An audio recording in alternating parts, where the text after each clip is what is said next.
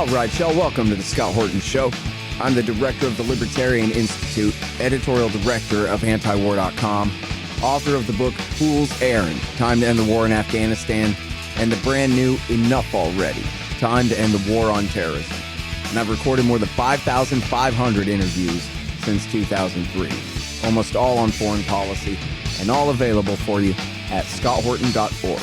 You can sign up for the podcast feed there, and the full interview archive is also available at youtube.com/Scott Horton Show.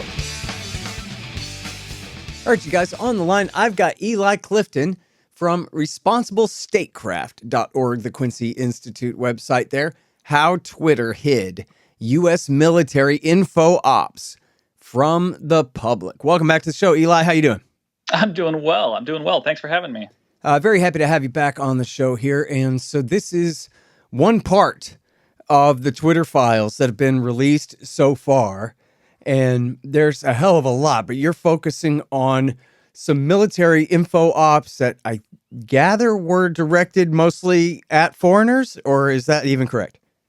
Yeah, I think by all accounts, it probably was mostly focused on foreigners, on the Arab-speaking Twitter users. Mm-hmm. The accounts seem to have a focus on Yemen and on Iraq and Syria. Mm-hmm. But obviously, the accounts had a pretty broad audience, and there was no limitation on who was reading these or who was the audience for them. Right. Yeah, that's true. That's the way that thing goes around. And of course, there's a helpful little translate button on every tweet. So you never know.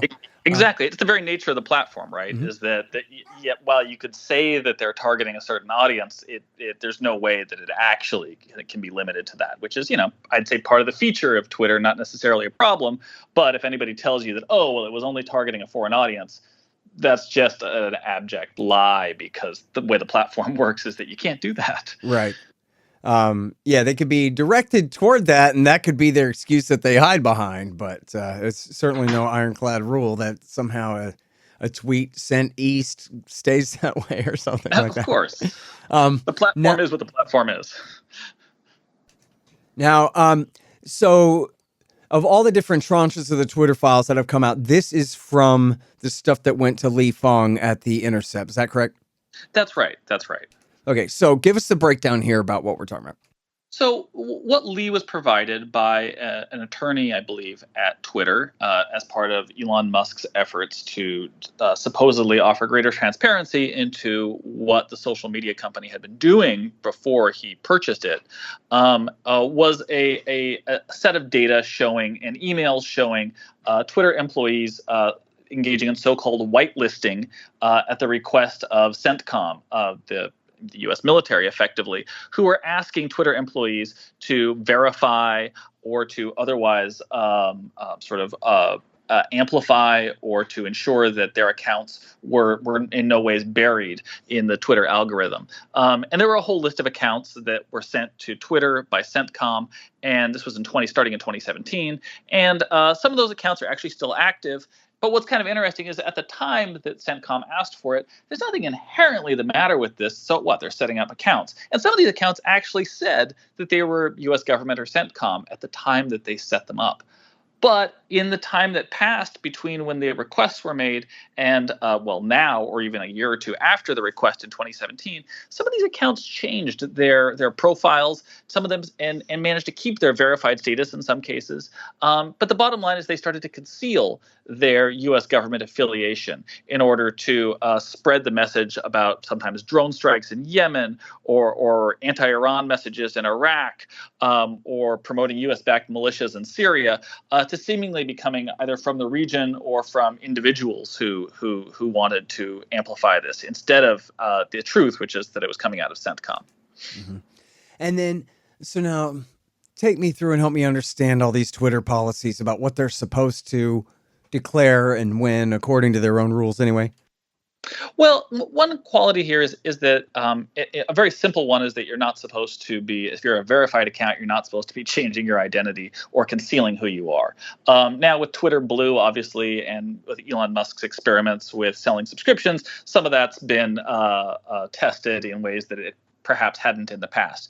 But what this very much showed was that there was a policy within Twitter of looking the other way or choosing not to pay attention to what CENTCOM was doing with their verified accounts and with accounts that were clearly trying to conceal who they were and their government affiliation. Right. Now, what I actually find to be more concerning is that Twitter has been very public about, especially before Elon Musk's acquisition of the company, about their efforts to root out and to disclose state-backed misinformation or information campaigns, information operations, as they call them, on the social media platform. And they've done actually a pretty good job. I've reported on it in the past, and I appreciate how transparent they've been, that they've actually disclosed not just that these campaigns existed, but they've disclosed the substance of them. So you could actually see what these state-linked information operations were trying to push and the scale of them. And they would release sort of samples, data sets of tweets and accounts. And they disclosed state-linked information operations from Russia, Iran, Bangladesh, Venezuela, Spain, China, the United Arab Emirates, Saudi Arabia, Egypt, a whole bunch of countries. The one country that they never disclosed was no U.S. government or linked information operations. And well, we can say, well, maybe they didn't detect it. Maybe they didn't know. They're not claiming that they were able to find all of these state-linked information operations. But this is where it gets kind of interesting.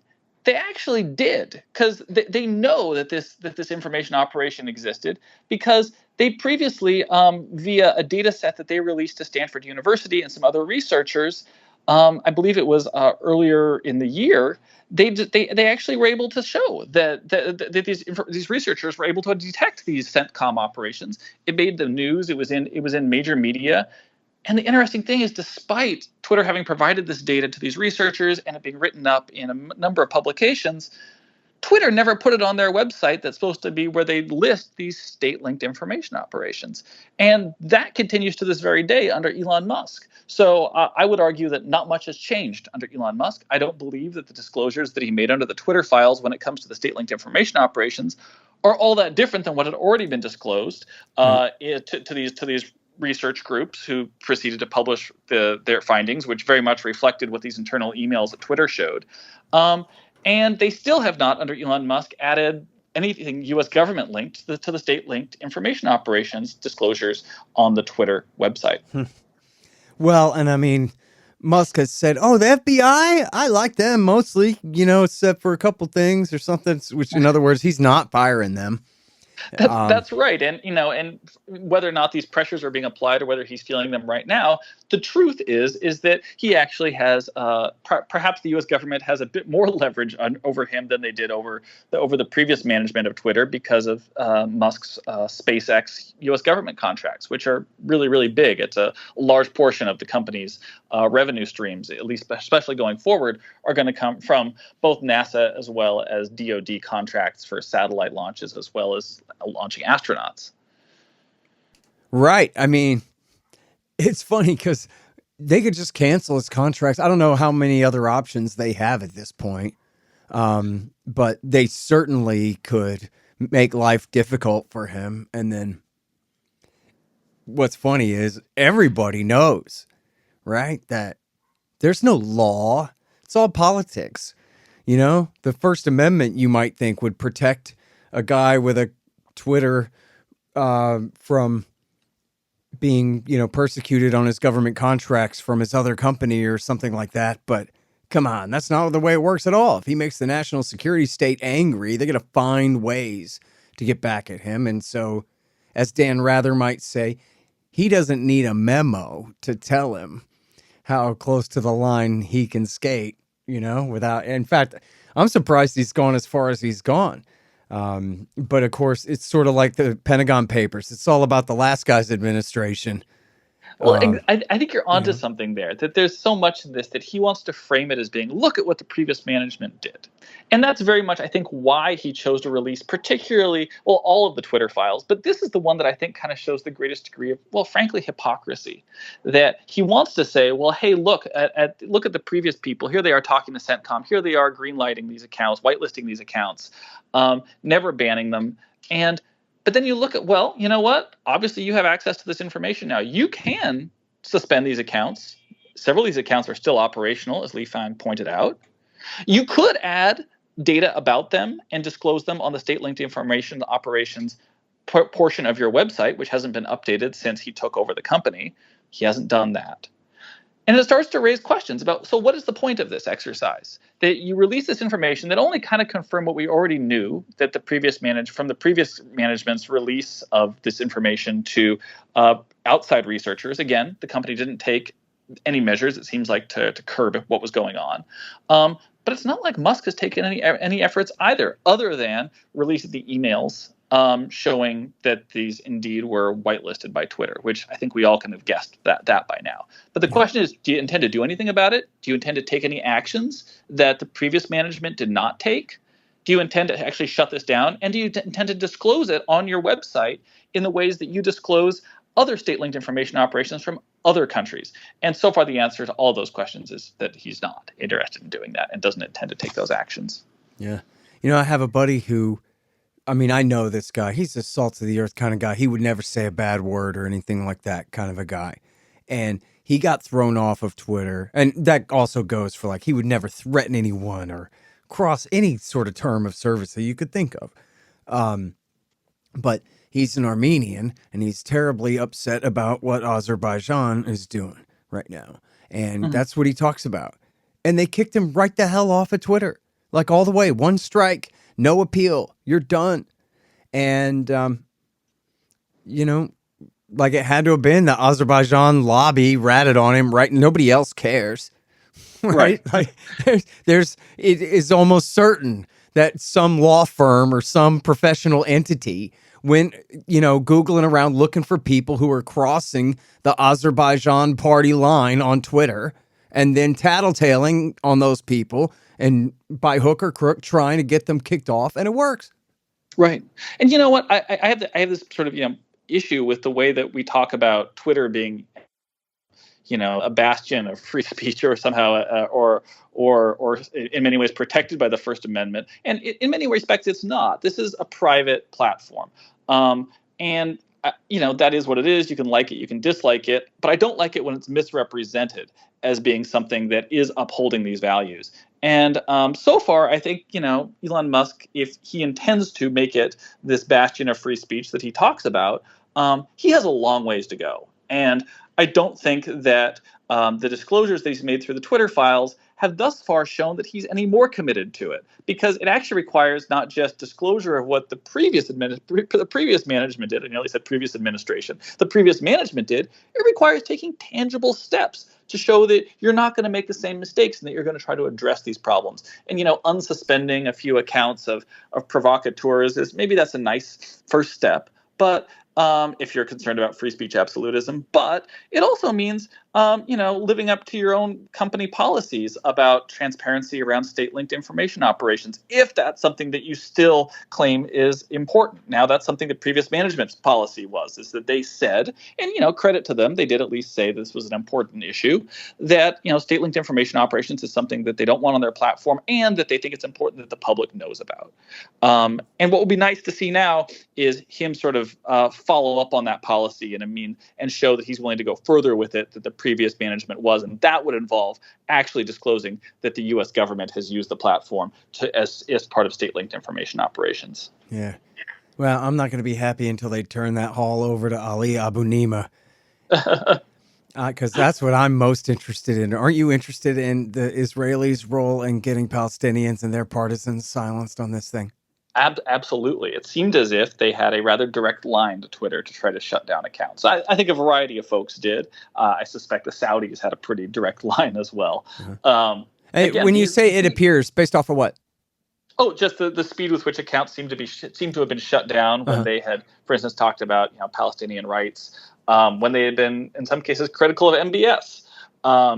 Accounts seem to be shut down in very selective ways, and I think that if that's because of just biases within Twitter, that's one thing. It's another thing if there were actually requests coming from foreign governments to shut down these accounts. And I strongly suspect that probably is the case. Yeah.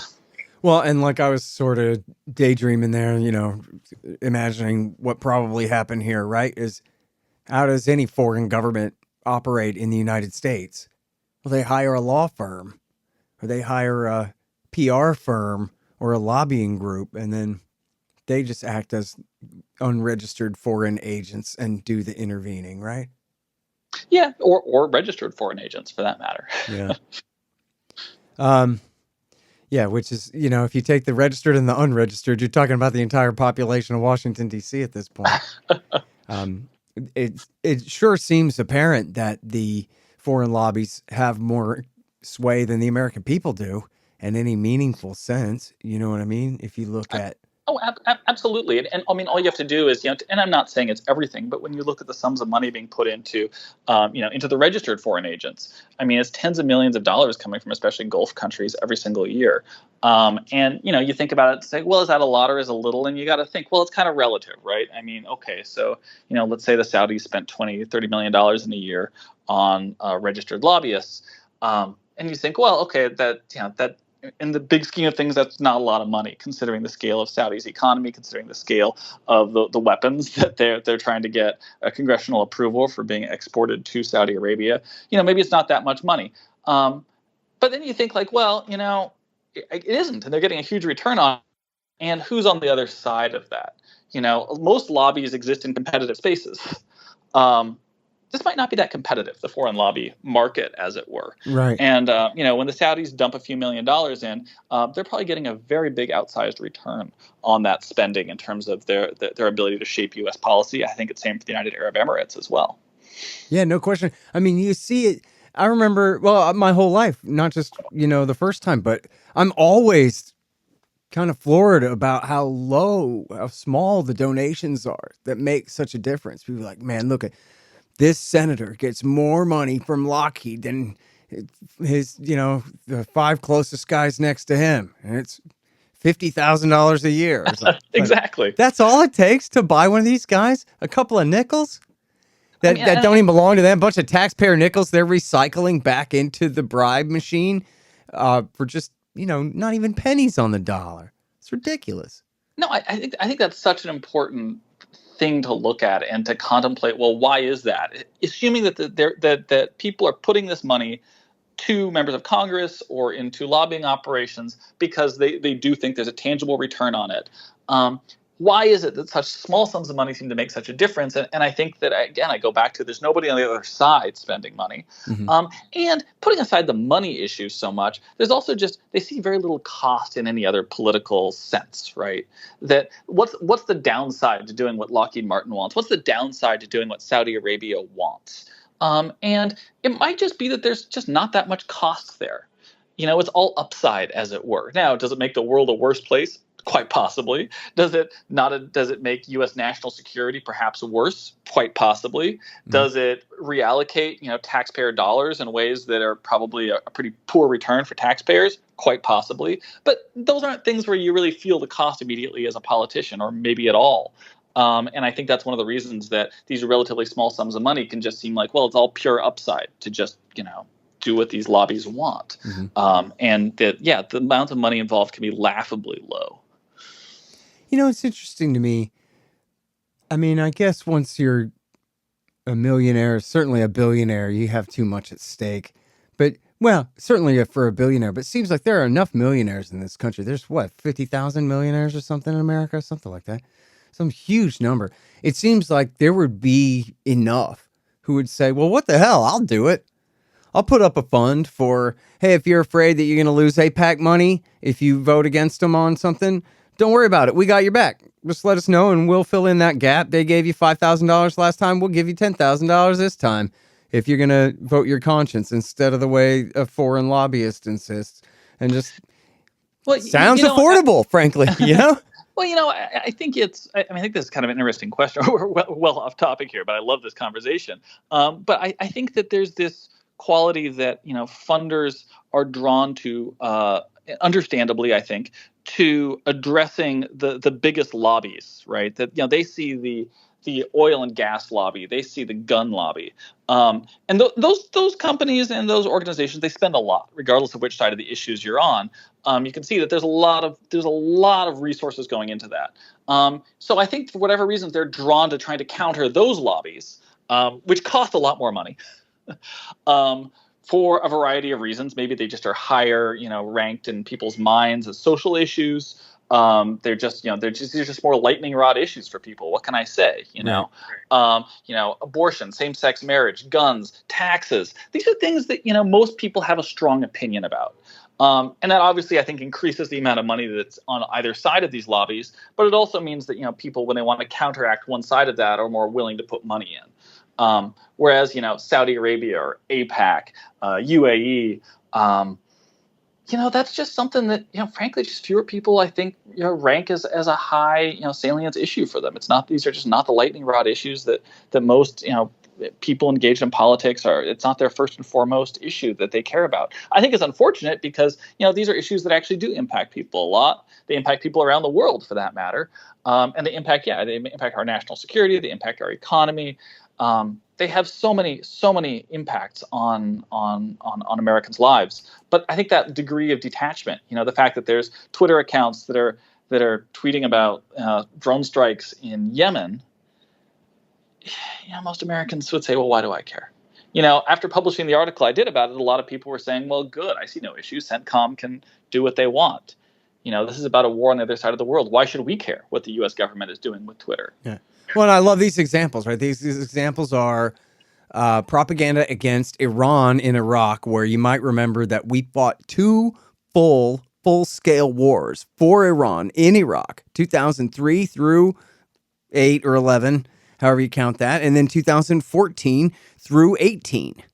America fought as Iran's air force and ground force inside Iraq, and then the other cases were support for anti-Iranian, that is, bin Ladenite suicide bomber forces in Syria, and propaganda justifying killing innocent people with drones in Yemen, which is what everyone knows about the drone war in Yemen, which is barely even a war at all compared to the real war in Yemen that America's been waging there with Saudi and UAE since 2015. The little old barely anything drone war that was an absolute atrocity already, that was over. That's 2009 through 15 there, through 14. So it's, worthy of note, right? That what we're talking about here is propaganda to justify absolutely unjustifiable things that our government is doing to innocent people, exploding them to death. That's right. And, again, let's go back to sort of, so Twitter's policies around this, so I actually talked with, somebody who used to work at Trust and Safety at Twitter. And he said, well, what, we did disclose it because that CENTCOM was doing this because we shared it with these independent researchers. And I said, well, okay, that's good. But, so why didn't you put it on your list of state-backed information operations? And didn't have an answer. And I think we should be asking the same question of Elon Musk now. Right. That there's a lot of, and I understand a lot of people want to pat him on the back for the Twitter files, and I think it's mostly a healthy thing that there is, daylight on some of this. But pretty quickly needs to be, so do you intend to do anything about this? Or is this really about, settling some scores and, about the last guy? Because, what, you bought the company. This is now your problem as well. You don't get to say, oh, I push reset now, and we just start over on everything. Mm-hmm. So do you still have a policy against state-backed information operations or not? Mm-hmm. I can tell you one thing. My ads that I see on Twitter now are hugely shifted since Elon Musk took over, because as advertisers have pulled out, the ones that have remained awfully heavy on people who want to sell me real estate in Dubai and telling me about how MBS's Dream City Neom is going to be great. I'm getting pushed these ads all day long.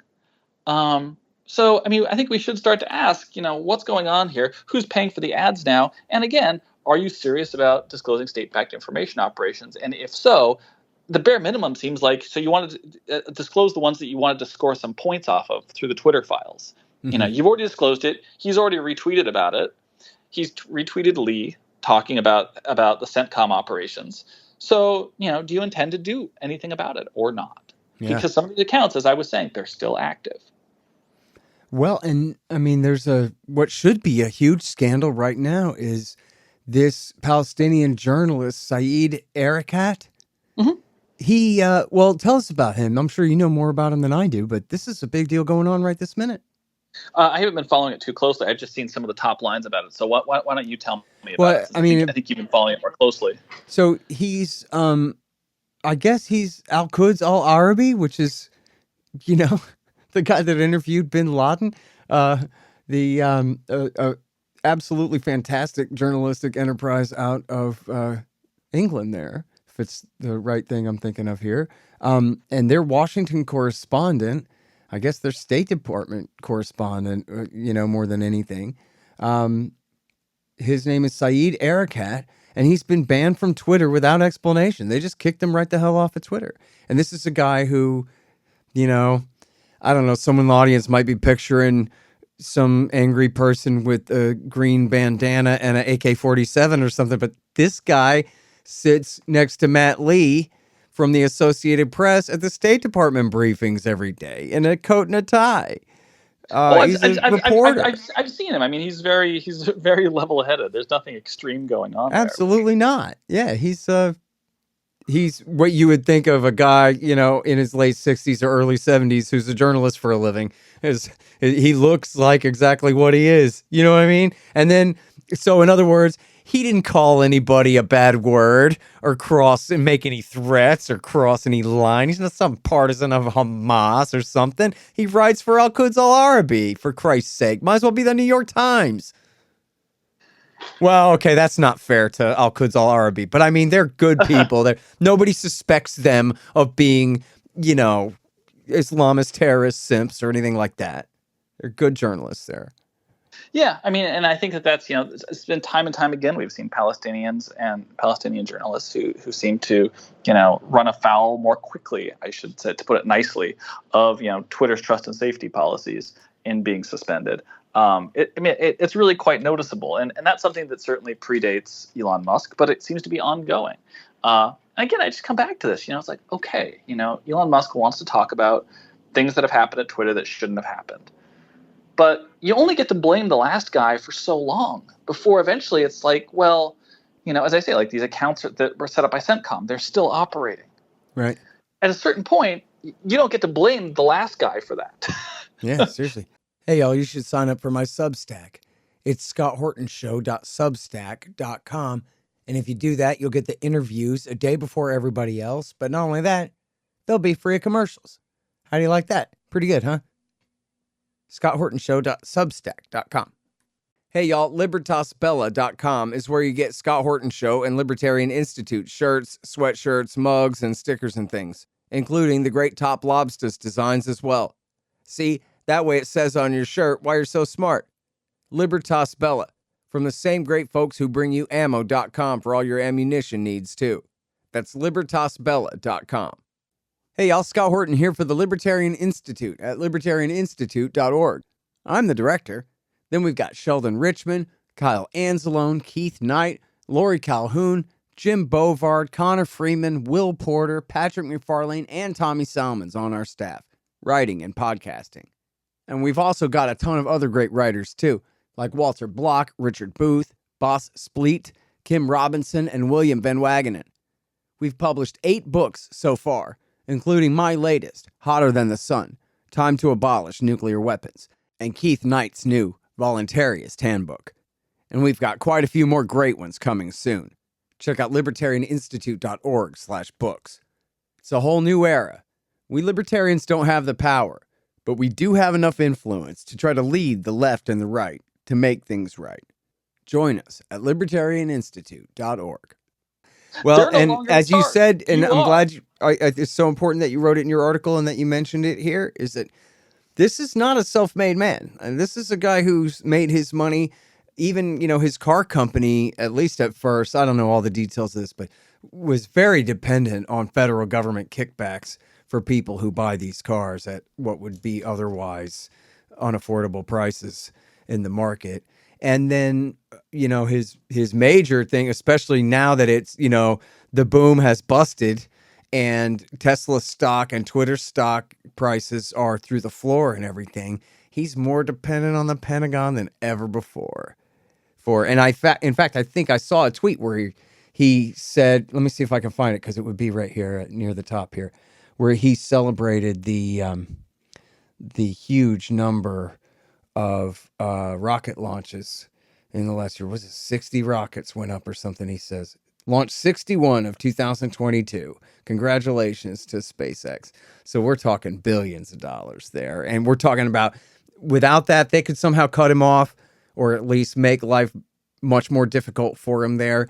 That could be his entire enterprise Well, yeah, comes unraveled from that, I especially think right now when they're raising interest rates and all of that funny money that they pumped into the stock market and yeah. especially tech stocks and all that is coming crashing down right now. I think that's such an important point, and linking it again to the Tesla stock prices, which is, there's another. Yes, that you're right. You're exactly right that there were government subsidies that helped get Tesla to where it is now, and Tesla is also struggling now because you can do pretty well as a company if you're the only one really in the market and you're getting government subsidies, which is what Tesla got to enjoy for years. Right. The portions of time in which actually their stock price went up the greatest. Well, right now, some of those government subsidies are being pulled back, although some of them are still there. But, and I think more importantly, Tesla is now facing the fact that there's competition. The major automotive companies are now getting into that market. And they actually have experience in bringing cars to market that are safe, that are reliable, that have pretty good quality control, and that they can do it on pretty low margin. And that puts Elon Musk in a tough spot because he hasn't had to deal with that until now. And he bought Twitter for what's probably an overinflated price. His major source of wealth is tanking with the Tesla stock prices. And the one reliable thing he has are these government contracts they go out for several years. I've looked at them for SpaceX launches from both DoD and NASA. That's a private company, SpaceX, so he's not subjected to Morrison in quite the same way. He's getting government contracts that are pretty reliable. And as a portion of his, of his revenue streams, that's becoming more and more significant and important. I mean, you just saw that Tesla is now offering basically, huge rebates if you buy a car by the end of the year because they need to kind of juice up their sales before the end of the year, end of 2022. They are taking actions that suggest, I wouldn't say desperation, but really trying to turn things around as aggressively as they can. SpaceX is one of the things that he has that's reliable and that may actually turn out to be one of his greater sources of reliable wealth, as he needs to pay some pretty big, interest on the financing for Twitter, which doesn't seem like it's going to be profitable in the very near future. So how he plugs that hole is, I think, something we should all be paying a lot of attention to, both in terms of his U.S. government contracts, but also in terms of his foreign involvement with foreign investors and foreign governments as well. The Saudis are major investors in Twitter. The Saudis are clearly buying a lot of ads right now on Twitter. Hey, he's got huge investments in China, making Teslas in factories over there too. Absolutely, and he's awfully quiet about. He's a free speech absolutist until you ask him about China, and then he gets awfully quiet. Yeah. In fact, Caitlin Johnstone had a thing about how he had been, avowedly supporting the EU speech rules. That would be, totally an anathema here. Right. That he's been, a huge booster of them, in fact. Not just like quietly acquiescing to, geez, whatever you say, guys. And I'm not sure how far those go, but they certainly don't have the First Amendment. They certainly don't. They certainly don't. I mean, it's almost, you start to wonder, does he actually believe in this stuff, or does he just talk about it when he thinks he has an audience that wants to hear it? And you know what, though? Like, I mean, not to project too much onto the guy from other people's things and whatever, but, you can see how people from sort of the center left, in reaction to the woke, they turn into basically like center right Ben Shapiro type Republicans, which nowadays is counterculture because the liberals are the dominant culture.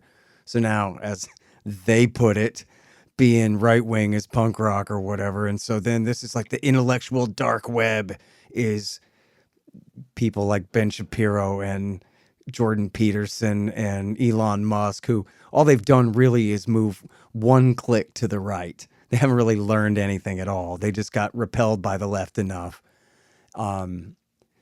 to be, not even necessarily Republicans now, right? But just this I certain think what kind you're of. kind of pointing to is this quality that I've seen in a more extreme example. I think is David Horowitz, right, who was a far Well, leftist and yeah, I even mean, no, far he's a right. total And neoconservative. I think this is a but little it's bit this different because I'm not really talking about leftists. I'm talking about no, but it's this liberals. idea that in reaction to not liking what you saw in the political space you're in, that your Yeah. solution is, well, why don't I just switch sides to the mirror image of it on the Right. other side, Yeah. as opposed to addressing, well, how did I wind up here, and what are the actual things I don't like, and how do I want to fix them? But the solution, we're getting pretty philosophical here, is I think it's pretty rarely that I just need to flip the script and go to the other side of it. That probably doesn't actually address the issues that you're concerned about and the Well, things you see, as a don't like libertarian, about I'm where all you for wound up. everybody abandoning whatever it was they used to believe in. But switching from one side to the other ain't much, and going from, And let's be honest, you're not engaging in a lot of critical thought to just say, I'm just going to switch sides. yeah. And look, I get it too that the guy is some kind of genius who knows what his IQ count is or whatever, but you could be a hell of an engineer. You could have read every book in the library. Doesn't necessarily mean that you have wisdom or, a sympathetic point of view or that you know how to balance these or those values very well. You might just be really good at putting cars together and launching rockets, I don't know. That is always possible. It is pretty rare to find somebody who's good at all of those things. Yeah. And you can see too how this guy Jordan Peterson, I'm going to make a lot of enemies. People listening now are going to be mad at me for this, but here's a guy to me who I don't understand how he's impressive to anyone except himself. He's like one of these guys who just says the same thing everybody already knows, only with really big words that I got to go look up in a glossary somewhere. And then I go, oh yeah, I already knew that. Everybody knows that. But it's like this avant-garde thing to be into him instead of the conventional wisdom you'd get from CNN or your other college professors or whatever, the kind of center-left dominant narrative now. But if you look at just how reactionary or not even that, but how different he is. I mean, he claimed himself that oh no, I'm a Canadian socialist type. I'm not a right winger. I just again anti-woke stuff. But he was always what they call a Christian Democrat or whatever. You know what I mean? Those kind. Anyway, but people go, wow. Something a little bit different.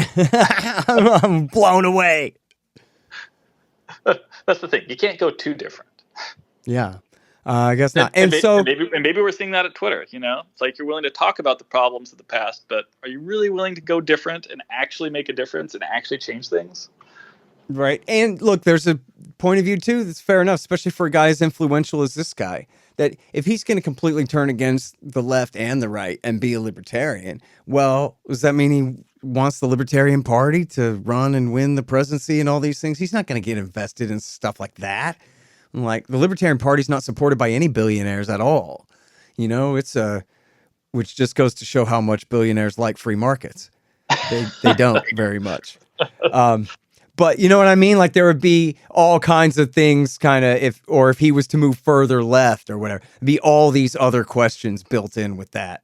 So yeah. The space for him to move, if he's going to move from MSNBC, it's only going to be one channel over, and if you're Elon Musk, you can only move so far and expect to continue to have the U.S. government as one of your biggest clients. Yeah. So that would be an interesting challenge, right? Would be the Elon Musk make it in the free market challenge and see if he could be a successful businessman without having the captive U.S. government as his market, Well, we're getting to see what happens with Tesla when there's actually competitors. Right. Yeah, that's So true. And bad timing too for him that they're all coming to market with these cars right at the time that the stock market's crashing after its massive liquid injection bubble height there. It's definitely a pretty dangerous combination for Tesla. I'm not an expert on finance, but I think you're exactly right that it's a perfect storm for Tesla. That they've been operating essentially without competition. Now you have pretty much every major automobile manufacturer around the world coming to market just now with cars that are competitively priced. They all intend to do it at scale, and the stock market is inflating. And it's who do you think in this scenario is going to be able to afford to go longer? Tesla, the startup, or the major automobile manufacturers who have been through booms and busts before. Right. Yeah, exactly right. And who definitely have the political connections, built in over generations that he's, very jealous of and would like to have one day.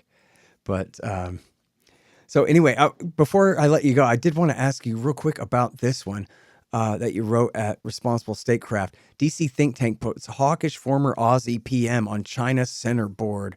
And, just not long ago, I was reading this article by this China hawk, and I was like, man, this guy's completely demented. What in the hell am I reading? And then at the end of it, it was Scott Morrison, the former Prime Minister of Australia. And I was like, oh my God, this guy's bananas. And then now it turns out he's got a jab too, other than sitting in the parliament over there, man. Can you fill us in real quick?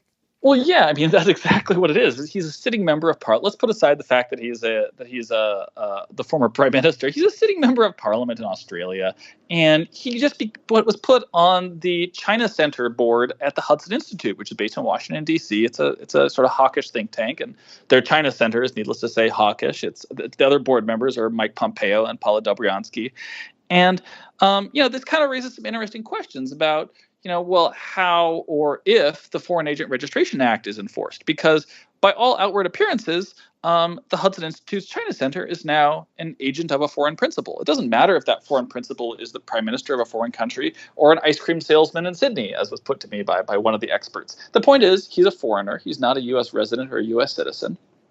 He's advising it according to the name of what the board is, which is the advisory board. What is that relationship then? Because if it is a principal agent relationship, then by all definitions, Scott Morrison is a foreign principal, and the Hudson Institute would need to register under the Foreign Agent Registration Act and disclose the nature of that relationship and the substance of what public materials come out of it. Now, what's really interesting in that reporting is that I actually talked to the former head of FARA enforcement from the Justice Department. He's now in private practice. And he said, you know what, like if I just saw this and I was still at the Justice Department, I would devote some resources to looking at it, because this is like becoming, as close to effectively, and I'm paraphrasing him, but, this really looks like a think tank that's nearly thumbing its nose at the Foreign Agent Registration Act. Mm-hmm. Because you can't get any more explicit about this than you having a member of Parliament from Australia advising the China Center at Hudson Institute. What is this? Yeah, that's nuts. Well, how odd is that compared to the status quo I know that, for example, the Atlantic Council is completely full of foreigners who are acting as de facto agents of a foreign power, even if they're not currently sitting members of Parliament. Maybe there are some currently sitting members of Parliament over there. Well, it's one thing to be a member of the Atlantic Council, to even write or be associated with them and be a foreign principal. The question is you directing actions being taken by the organization? Are you acting is there a principal agent relationship? Yeah.